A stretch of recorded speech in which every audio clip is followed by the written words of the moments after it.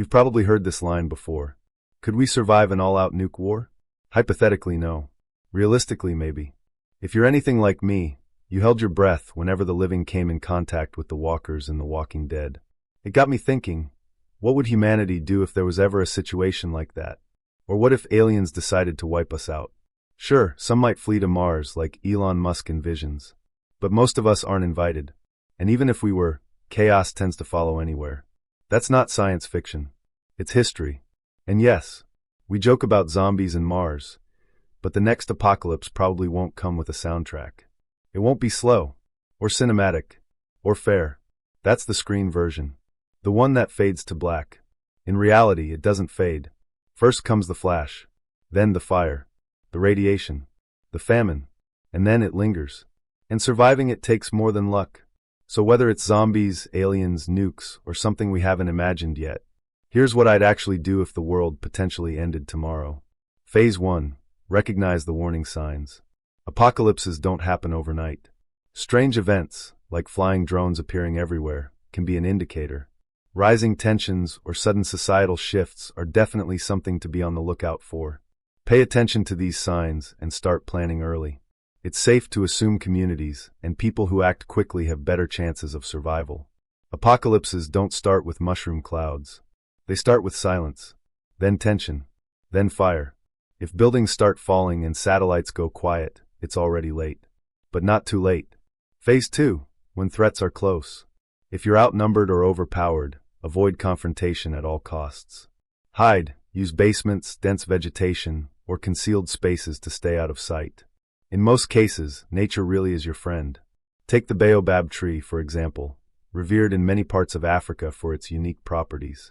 During battles, people would carve entryways into these trees to hide inside.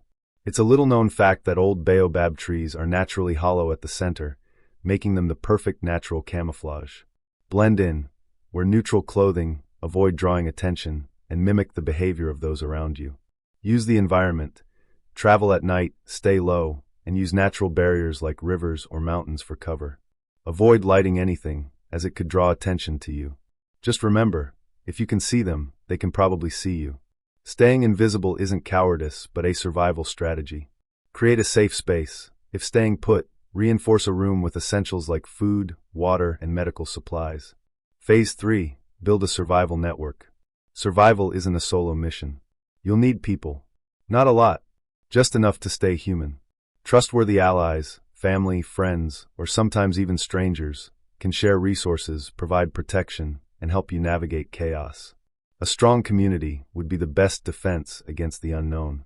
Phase 4. Learn essential survival skills. Basic skills can mean the difference between life and death. Can you purify water, treat injuries, or navigate without GPS? Even if your phone dies, your mind better not. Muscle instinct, that's your new Wi-Fi. Adaptability is key. Even a little knowledge can go a long way in a crisis. And hey, this might be a good time to remind you, don't cancel that gym membership. Strength training could come in handy when you least expect it. Phase 5. Stay informed, not panicked. Information is power, but misinformation can be deadly.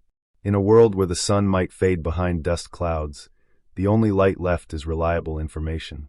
Verify your sources, stay calm, and make decisions based on facts, not fear. Panic leads to poor choices, and in an apocalypse that can cost lives. Phase 6. Have an exit strategy. If the situation escalates, know how to escape. Bug-out bag. Pack essentials like food, water, cash, first aid, and important documents. Evacuation routes. Identify safe passages and alternative escape plans. Scope out potentially secret, but safe, routes during your morning jog. Border crossings. Be prepared to flee to another country or planet if necessary. Realistically, thinking on your feet will be harder, so a little planning beforehand might just grant you safety. Phase 7. Develop mental resilience. Survival is as much a mental battle as a physical one. Staying calm, thinking clearly, and adapting to chaos are what separate survivors from those who don't make it.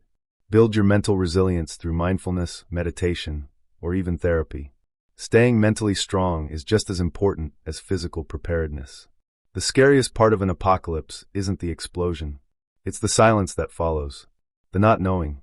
Surviving an apocalypse might seem overwhelming, but with the right preparation, it's entirely possible. Just remember, it's not about fighting back. It's about lasting long enough to matter, unless you really have to fight back. If all else fails, don't hesitate to run. Moving quickly and decisively could increase your chances of finding a safe haven. Staying put, even if in a bunker, might not always be the best option. If you found this helpful, don't forget to like, comment, and subscribe. Let me know what other topics you'd like me to cover.